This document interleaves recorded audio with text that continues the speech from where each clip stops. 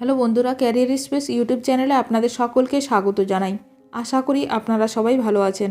আজকে এই মুহূর্তে শিক্ষক নিয়োগ সংক্রান্ত যে সবচেয়ে গুরুত্বপূর্ণ আপডেট উঠে এসেছে, বিস্তারিত সেই সম্পর্কে আলোচনা করব। তাই ভিডিওটি অবশ্যই শেষ পর্যন্ত দেখবেন নিয়োগ সংক্রান্ত অনেক নতুন নতুন আপডেট পাওয়ার জন্য।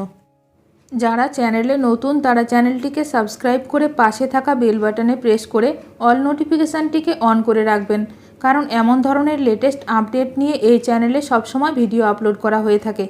7,000-এর বেশি শূন্যপদে নিয়োগের সিদ্ধান্ত মন্ত্রিসভার। পুলিশে খুব শিগগির 12,000 কনস্টেবল নিয়োগ। ভালো খবর চাকরিপ্রার্থীদের জন্য। সরকারি চাকরিতে ফের নতুন নিয়োগের সিদ্ধান্ত নিল রাজ্য মন্ত্রিসভা। 7,000-এর বেশি শূন্যপদ তৈরি করা হলো। বৃহস্পতিবার পঞ্চায়েত নতুন নিয়োগের প্রস্তাবে সায় দিল রাজ্য মন্ত্রিসভা। পাশাপাশি বিপুল সংখ্যক শূন্যপদে পুলিশ নিয়োগ করা হবে। রাজ্যের গ্রাম পঞ্চায়েত ও পঞ্চায়েত সমিতির শূন্যপদে শীঘ্রই নিয়োগ হবে। এর আগের রাজ্য মন্ত্রিসভার বৈঠকে দমকল বিভাগের ফায়ার অপারেটর পদে 1,000 জনকে নিয়োগ করা হবে বলে সিদ্ধান্ত নেওয়া হয়েছিল। বৃহস্পতিবার পঞ্চায়েত নতুন নিয়োগের প্রস্তাবে সায় দিল রাজ্য মন্ত্রিসভা। গ্রাম পঞ্চায়েত ও পঞ্চায়েত সমিতি মিলিয়ে দুটি স্তরে মোট 7,216 জনকে নিয়োগ করা হবে। শীঘ্রই এ ব্যাপারে বিজ্ঞপ্তি প্রকাশ করবে নবান্ন।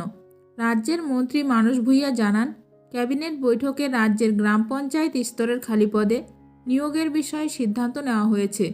পঞ্চায়েত স্তরের শূন্যপদের সংখ্যা 6,652টি এবং 564টি শূন্যপদ রয়েছে পঞ্চায়েত সমিতিতে।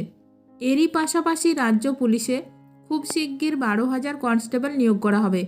তার বিজ্ঞপ্তিও যে কোনো দিন প্রকাশ হতে পারে বলে জানা গেছে। নিয়োগ সংক্রান্ত বিষয়ে যে কোনো আপডেট সবার প্রথমে পেতে এখনই আমার চ্যানেলটি সাবস্ক্রাইব করে রাখুন।